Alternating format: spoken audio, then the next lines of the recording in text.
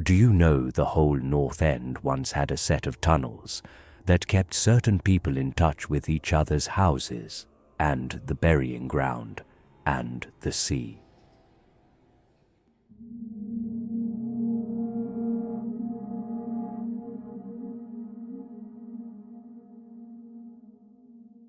Pickman's model. You needn't think I'm crazy, Eliot. Plenty of others have queerer prejudices than this. Why don't you laugh at Oliver's grandfather, who won't ride in a motor? If I don't like that damned subway, it's my own business, and we got here more quickly anyhow in the taxi. We'd have had to walk up the hill from Park Street if we'd taken the car. I know I'm more nervous than I was when you saw me last year, but you don't need to hold a clinic over it. There's plenty of reason, God knows. And I fancy I'm lucky to be sane at all. Why the third degree? You didn't use to be so inquisitive. Well, if you must hear it, I don't know why you shouldn't. Maybe you ought to, anyhow, for you kept writing me like a grieved parent when you heard I'd begun to cut the art club and keep away from Pickman. Now that he's disappeared, I go around to the club once in a while, but my nerves aren't what they were. No, I don't know what's become of Pickman, and I don't like to guess. You might have surmised I had some inside information when I dropped him, and that's why I don't want to think where he's gone. Let the police find what they can. It won't be much, judging from the fact that they don't know yet of the old North End place he hired under the name of Peters. I'm not sure that I could find it again myself. Not that I'd ever try, even in broad daylight.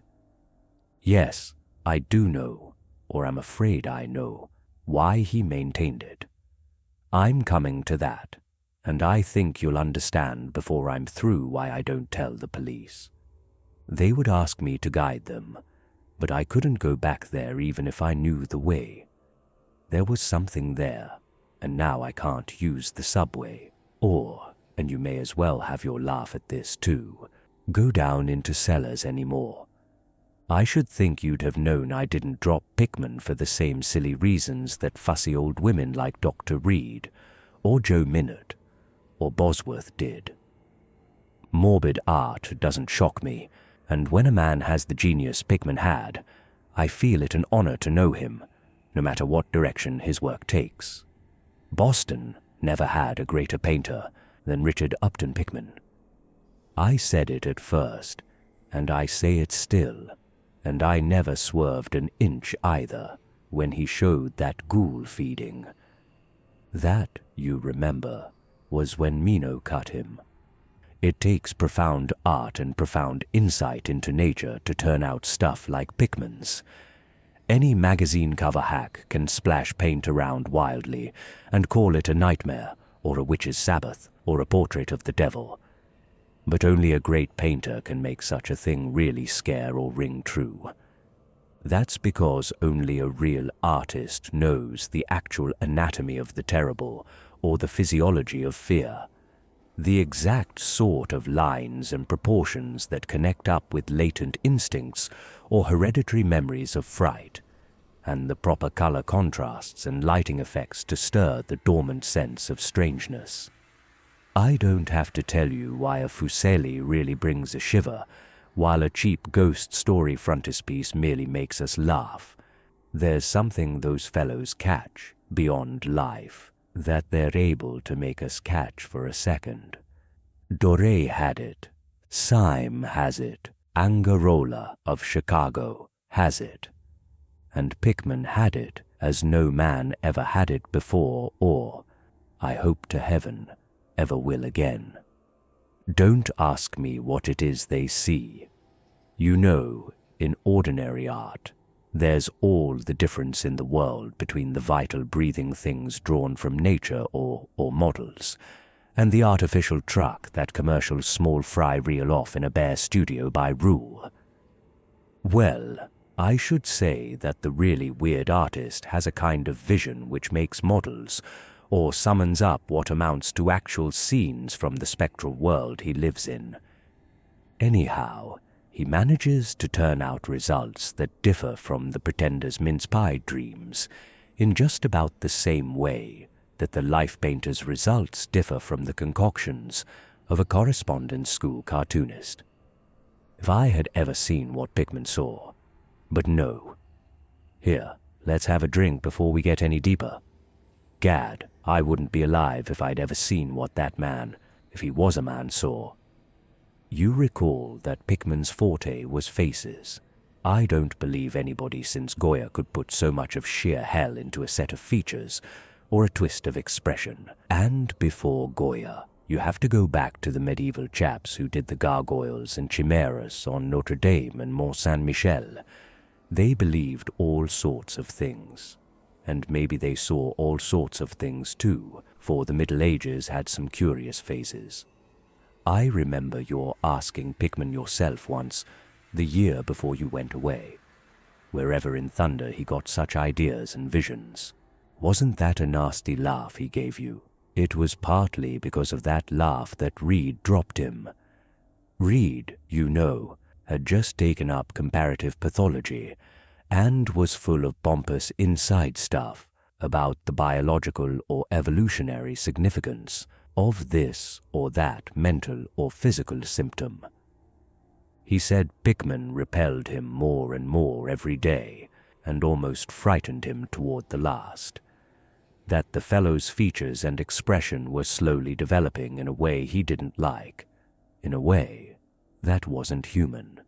He had a lot of talk about diet and said Pickman must be abnormal and eccentric to the last degree. I suppose you told Reed, if you and he had any correspondence over it, that he'd let Pickman's paintings get on his nerves or harrow up his imagination. I know I told him that myself then, but keep in mind that I didn't drop Pickman for anything like this. On the contrary, my admiration for him kept growing, for that ghoul feeding was a tremendous achievement. As you know, the club wouldn't exhibit it, and the Museum of Fine Arts wouldn't accept it as a gift, and I can add that nobody would buy it. So Pickman had it right in his house till he went. Now, his father has it in Salem. You know, Pickman comes of old Salem stock, and had a witch ancestor hanged in 1692.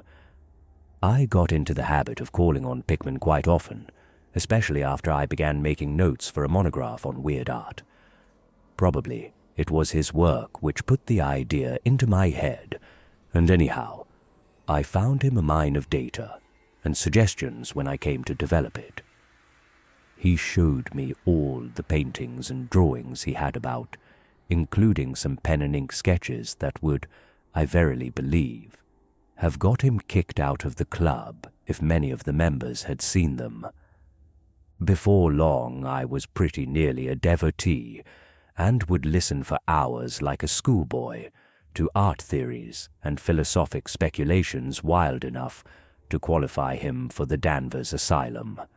My hero worship, coupled with the fact that people generally were commencing to have less and less to do with him, made him get very confidential with me, and one evening he hinted that if I were fairly close-mouthed and none too squeamish, he might show me something rather unusual, something a bit stronger than anything he had in the house. You know, he said, there are things that won't do for Newbury Street. Things that are out of place here, and that can't be conceived here anyhow.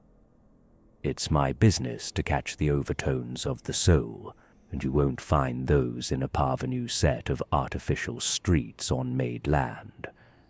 Back Bay isn't Boston. It isn't anything yet, because it's had no time to pick up memories and attract local spirits. If there are any ghosts here, they're the tame ghosts of a salt marsh and a shallow cove, and I want human ghosts. The ghosts of beings highly organized enough to have looked on hell and known the meaning of what they saw. The place for an artist to live is the North End. If any aesthete were sincere, he'd put up with the slums for the sake of the mass traditions. God, man, don't you realize that places like that weren't merely made, but actually grew? Generation after generation lived and felt and died there, and in days when people weren't afraid to live and feel and die. Don't you know there was a mill on Copp's Hill in 1632, and that half the present streets were laid out by 1650? I can show you houses that have stood 2 centuries and a half and more, houses that have witnessed what would make a modern house crumble into powder. What do moderns know of life and the forces behind it? You call the Salem witchcraft a delusion, but I'll wage my 4 times great-grandmother could have told you things. They hanged her on Gallows Hill, with Cotton Mather looking sanctimoniously on. Mather, damn him, was afraid somebody might succeed in kicking free of this accursed cage of monotony. I wish someone had laid a spell on him, or sucked his blood in the night. I can show you a house he lived in, and I can show you another one he was afraid to enter, in spite of all his fine, bold talk. He knew things he didn't dare put into that stupid Magnalia, or that puerile wonders of the invisible world. Look here. Do you know the whole North End once had a set of tunnels that kept certain people in touch with each other's houses, and the burying ground, and the sea? Let them prosecute and persecute above ground. Things went on every day that they couldn't reach, and voices laughed at night that they couldn't place. Out of 10 surviving houses built before 1700, and not moved, since I'll wager that in 8 I can show you something queer in the cellar. There's hardly a month that you don't read of workmen finding bricked-up arches and wells leading nowhere in this or that old place as it comes down. You could see one near Henchman Street from the elevated last year. There were witches and what their spells summoned, pirates and what they brought in from the sea, smugglers, privateers, and I tell you, people knew how to live and how to enlarge the bounds of life. In the old times, this wasn't the only world a bold and wise man could know. And to think of today in contrast, with such pale pink brains that even a club of supposed artists get shudders and convulsions if a picture goes beyond the feelings of a Beacon Street tea table. The only saving grace of the present is that it's too damned stupid to question the past very closely. What do maps and records and guidebooks really tell of the North End? At a guess, I'll guarantee to lead you to 30 or 40 alleys and networks of alleys north of Prince Street that aren't suspected by 10 living beings outside of the foreigners that swarm them. And what do those Dagos know of their meaning? No, Thurber, these ancient places are dreaming gorgeously and overflowing with wonder and terror and escapes from the commonplace. And yet there's not a living soul to understand or profit by them. Or rather, there's only one living soul, for I haven't been digging around in the past for nothing. See here, you're interested in this sort of thing. What if I told you that I've got another studio up there, where I can catch the night spirit of antique horror and paint things that I couldn't even think of in Newbury Street? Naturally, I don't tell those cursed old maids at the club. With Reed, damn him, whispering even as it is that I'm a sort of monster bound down the toboggan of reverse evolution, Thurber, I decided long ago that one must paint terror as well as beauty from life. So I did some exploring in places where I had reason to know terror lives. I've got a place that I don't believe 3 living Nordic men besides myself have ever seen. It isn't so very far from the elevated as distance goes, but it's centuries away as the soul goes. I took it because of the queer old brick well in the cellar, one of the sort I told you about.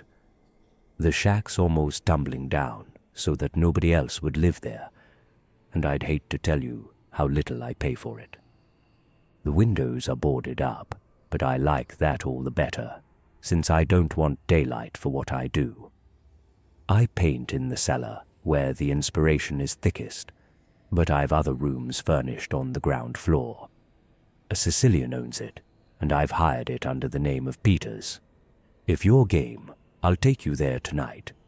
I think you'd enjoy the pictures, for as I said, I've let myself go a bit there. It's no vast tour. I sometimes do it on foot, for I don't want to attract attention with a taxi in such a place. We can take the shuttle at the South Station for Battery Street, and after that, the walk isn't much. Well, Eliot, there wasn't much for me to do after that harangue, but to keep myself from running instead of walking for the first vacant cab we could sight. We changed to the elevated at the South Station, and at about 12 o'clock had climbed down the steps at Battery Street and struck along the old waterfront past Constitution Wharf. I didn't keep track of the cross streets, and can't tell you yet which it was we turned up, but I know it wasn't Greenough Lane. When we did turn, it was to climb through the deserted length of the oldest and dirtiest alley I ever saw in my life, with crumbling-looking gables, broken small-paned windows, and archaic chimneys that stood out half-disintegrated against the moonlit sky. I don't believe there were 3 houses in sight that hadn't been standing in Cotton Mather's time. Certainly I glimpsed at least 2 with an overhang, and once I thought I saw a peaked roofline of the almost forgotten pre-gambrel type, though antiquarians tell us there are none left in Boston. From that alley, which had a dim light, we turned to the left into an equally silent and still narrower alley with no light at all, and in a minute made what I think was an obtuse angled bend toward the right in the dark. Not long after this, Pickman produced a flashlight and revealed an antediluvian 10-paneled door that looked damnably worm-eaten. Unlocking it, he ushered me into a barren hallway with what was once splendid dark oak paneling, simple of course, but thrillingly suggestive of the times of Andros and Phipps and the witchcraft. Then he took me through a door on the left, lighted an oil lamp, and told me to make myself at home. Now, I'm what the man in the street would call fairly hard-boiled, but I'll confess that what I saw on the walls of that room gave me a bad turn. They were his pictures, you know, the ones he couldn't paint or even show in Newbury Street, and he was right when he said he had let himself go. Here, have another drink. I need one anyhow. There's no use in my trying to tell you what they were like, because the awful, the blasphemous horror, and the unbelievable loathsomeness and moral furor came from simple touches quite beyond the power of words to classify.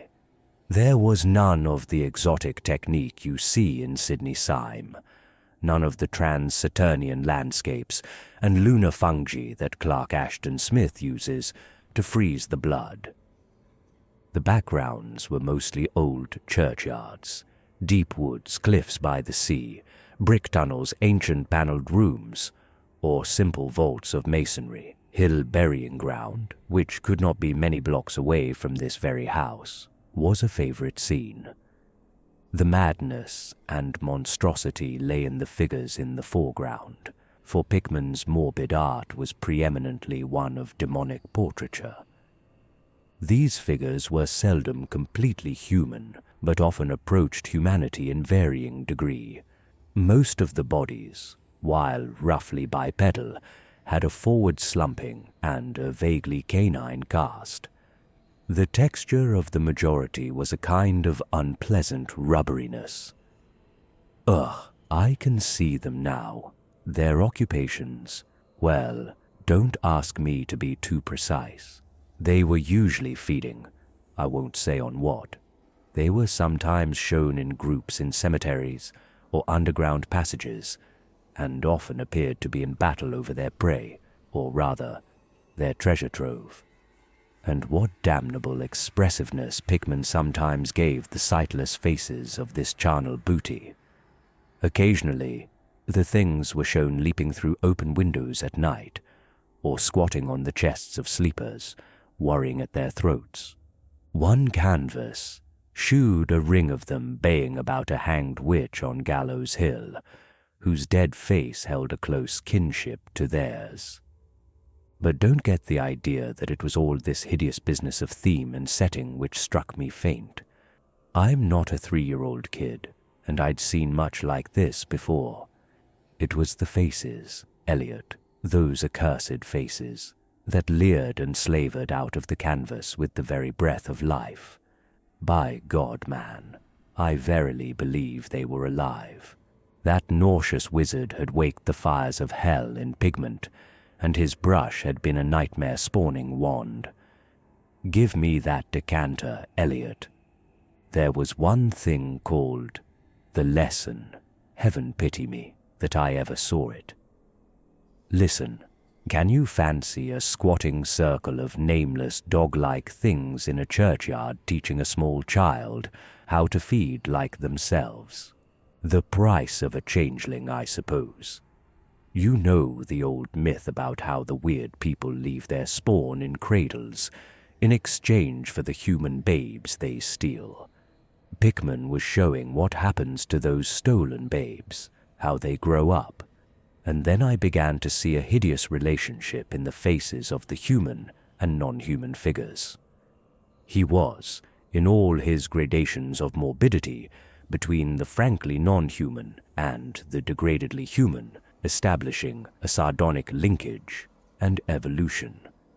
The dog things were developed from mortals, and no sooner had I wondered what he made of their own young as left with mankind in the form of changelings, than my eye caught a picture embodying that very thought.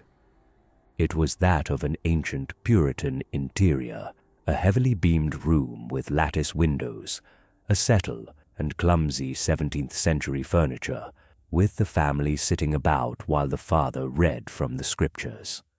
Every face but one showed nobility and reverence, but that one reflected the mockery of the pit. It was that of a young man in years, and no doubt belonged to a supposed son of that pious father. But in essence, it was the kin of the unclean things. It was their changeling, and in a spirit of supreme irony, Pickman had given the features a very perceptible resemblance to his own. By this time, Pickman had lighted a lamp in an adjoining room, and was politely holding open the door for me, asking me if I would care to see his modern studies. I hadn't been able to give him much of my opinions. I was too speechless with fright and loathing, but I think he fully understood and felt highly complimented. And now I want to assure you again, Eliot, that I'm no mollycoddle to scream at anything which shows a bit of departure from the usual. I'm middle-aged and decently sophisticated, and I guess you saw enough of me in France to know I'm not easily knocked out. Remember, too, that I'd just about recovered my wind and gotten used to those frightful pictures which turned colonial New England into a kind of annex of hell.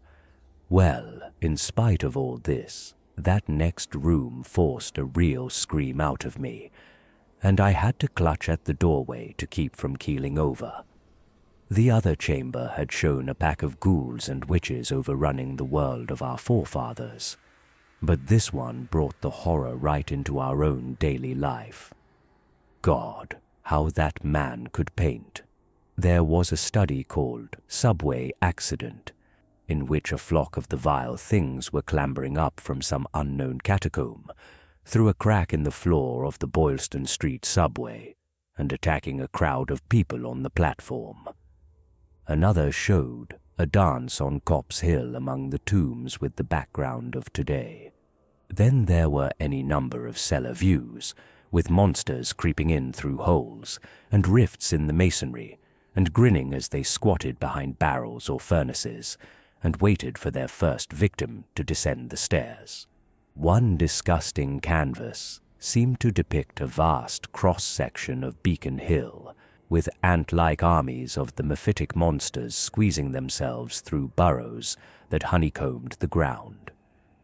Dances in the modern cemeteries were freely pictured, and another conception somehow shocked me more than all the rest. A scene in an unknown vault, where scores of the beasts crowded about one who held a well-known Boston guidebook and was evidently reading aloud. All were pointing to a certain passage, and every face seemed so distorted with epileptic and reverberant laughter that I almost thought I heard the fiendish echoes. The title of the picture was Holmes, Lowell, and Longfellow Lie, Buried in Mount Auburn. As I gradually steadied myself and got readjusted to this second room of deviltry and morbidity, I began to analyze some of the points in my sickening loathing. In the first place, I said to myself, these things repelled because of the utter inhumanity and callous cruelty they showed in Pickman. The fellow must be a relentless enemy of all mankind to take such glee in the torture of brain and flesh, and the degradation of the mortal tenement. In the second place, they terrified because of their very greatness. Their art was the art that convinced. When we saw the pictures, we saw the demons themselves, and were afraid of them. And the queer part was that Pickman got none of his power from the use of selectiveness or bizarrerie. Nothing was blurred, distorted, or conventionalized. Outlines were sharp and lifelike, and details were almost painfully defined. And the faces. It was not any mere artist's interpretation that we saw. It was pandemonium itself, crystal clear in stark objectivity. That was it. By heaven, the man was not a fantasist or romanticist at all. He did not even try to give us the churning prismatic ephemera of dreams, but coldly and sardonically reflected some stable, mechanistic, and well-established horror world, which he saw fully, brilliantly, squarely, and unfalteringly. God knows what that world can have been, or where he ever glimpsed the blasphemous shapes that loped and trotted and crawled through it. But whatever the baffling source of his images, one thing was plain. Pickman was in every sense, in conception and in execution, a thorough, painstaking, and almost scientific realist. My host was now leading the way down cellar to his actual studio, and I braced myself for some hellish effects among the unfinished canvases. As we reached the bottom of the damp stairs, he turned his flashlight to a corner of the large open space at hand, revealing the circular brick curb of what was evidently a great well in the earthen floor. We walked nearer, and I saw that it must be 5 feet across, with walls a good foot thick and some 6 inches above the ground level. Solid work of the 17th century, or I was much mistaken. That, Pickman said, was the kind of thing he had been talking about, an aperture of the network of tunnels that used to undermine the hill. I noticed idly that it didn't seem to be bricked up, and that a heavy disc of wood formed the apparent cover. Thinking of the things this well must have been connected with, if Pickman's wild hints had not been mere rhetoric, I shivered slightly, then turned to follow him up a step and through a narrow door into a room of fair size, provided with a wooden floor and furnished as a studio. An acetylene gas outfit gave the light necessary for work. The unfinished pictures on easels or propped against the walls were as ghastly as the finished ones upstairs, and showed the painstaking methods of the artist. Scenes were blocked out with extreme care, and penciled guidelines told of the minute exactitude which Pickman used in getting the right perspective and proportions. The man was great. I say it even now, knowing as much as I do. A large camera on a table excited my notice, and Pickman told me that he used it in taking scenes for backgrounds, so that he might paint them from photographs in the studio, instead of carting his outfit around the town for this or that view. He thought a photograph quite as good as an actual scene or model for sustained work, and declared he employed them regularly. There was something very disturbing about the nauseous sketches and half-finished monstrosities that leered around from every side of the room, and when Pickman suddenly unveiled a huge canvas on the side away from the light, I could not for my life keep back a loud scream. The second I had emitted that night, it echoed and echoed through the dim vaultings of that ancient and nitrous cellar, and I had to choke back a flood of reaction that threatened to burst out as hysterical laughter. Merciful Creator, but I don't know how much was real and how much was feverish fancy. It doesn't seem to me that Earth can hold a dream like that. It was a colossal and nameless blasphemy with glaring red eyes, and it held in bony claws a thing that had been a man, gnawing at the head as a child nibbles at a stick of candy. Its position was a kind of crouch, and as one looked, one felt that at any moment it might drop its present prey and seek a juicier morsel.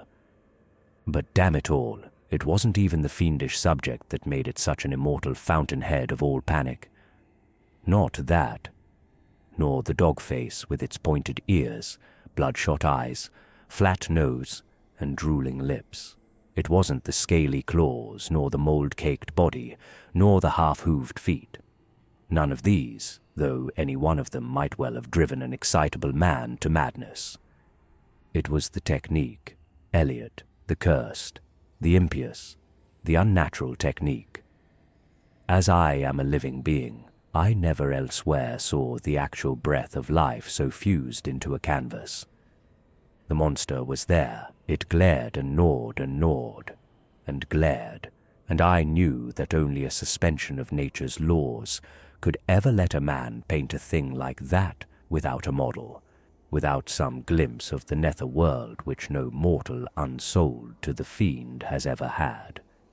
Pinned with a thumbtack to a vacant part of the canvas was a piece of paper now badly curled up. Probably, I thought, a photograph from which Pickman meant to paint a background as hideous as the nightmare it was to enhance. I reached out to uncurl and look at it, when suddenly I saw Pickman start as if shot. He had been listening with peculiar intensity ever since my shocked scream had waked unaccustomed echoes in the dark cellar, and now he seemed struck with a fright which, though not comparable to my own, had in it more of the physical than of the spiritual. He drew a revolver and motioned me to silence, then stepped out into the main cellar and closed the door behind him. I think I was paralyzed for an instant. Imitating Pickman's listening, I fancied I heard a faint scurrying sound somewhere, and a series of squeals or bleats in a direction I couldn't determine. I thought of huge rats and shuddered. Then there came a subdued sort of clatter, which somehow set me all in gooseflesh. A furtive, groping kind of clatter. Though I can't attempt to convey what I mean in words. It was like heavy wood falling on stone or brick. Wood on brick. What did that make me think of? It came again, and louder. There was a vibration as if the wood had fallen farther than it had fallen before. After that followed a sharp grating noise, a shouted gibberish from Pickman, and the deafening discharge of all 6 chambers of a revolver, fired spectacularly, as a lion tamer might fire in the air for effect. A muffled squeal or squawk, and a thud. Then more wood and brick grating, a pause, and the opening of the door, at which I'll confess I started violently. Pickman reappeared with his smoking weapon, cursing the bloated rats that infested the ancient well. "The deuce knows what they eat, Thurber," he grinned. For those archaic tunnels touched graveyard and witch den and seacoast. But whatever it is, they must have run short, for they were devilish anxious to get out. Your yelling stirred them up, I fancy. Better be cautious in these old places. Our rodent friends are the one drawback, though I sometimes think they're a positive asset by way of atmosphere and color. Well, Eliot, that was the end of the night's adventure. Pickman had promised to show me the place, and heaven knows he had done it. He led me out of that tangle of alleys in another direction, it seems. For when we sighted a lamp-post, we were in a half-familiar street, with monotonous rows of mingled tenement blocks and old houses. Charter Street it turned out to be, but I was too flustered to notice just where we hit it. We were too late for the elevated and walked back downtown through Hanover Street. I remember that walk. We switched from Tremont up Beacon, and Pickman left me at the corner of Joy, where I turned off. I never spoke to him again. Why did I drop him? Don't be impatient. Wait till I ring for coffee. We've had enough of the other stuff. But I, for one, need something. No, it wasn't the paintings I saw in that place. Though I'll swear they were enough to get him ostracized in 9/10 of the homes and clubs of Boston, and I guess you won't wonder now why I have to steer clear of subways and cellars. It was something I found in my coat the next morning. You know, the curled-up paper tacked to that frightful canvas in the cellar. The thing I thought was a photograph of some scene he meant to use as a background for that monster. That last scare had come while I was reaching to uncurl it, and it seems I had vacantly crumpled it into my pocket. But here's the coffee. Take it black, Eliot, if you're wise. Yes, that paper was the reason I dropped Pickman. Richard Upton Pickman, the greatest artist I have ever known, and the foulest being that ever leaped the bounds of life into the pits of myth and madness. Eliot, old Reed was right. He wasn't strictly human. Either he was born in strange shadow, or he'd found a way to unlock the forbidden gate. It's all the same now. For he's gone, back into the fabulous darkness he loved to haunt. Here, let's have the chandelier going. Don't ask me to explain or even conjecture about what I burned. Don't ask me, either, what lay behind that mole-like scrambling Pickman was so keen to pass off as rats. There are secrets, you know, which might have come down from old Salem times, and Cotton Mather tells even stranger things. You know how damned lifelike Pickman's paintings were, how we all wondered where he got those faces.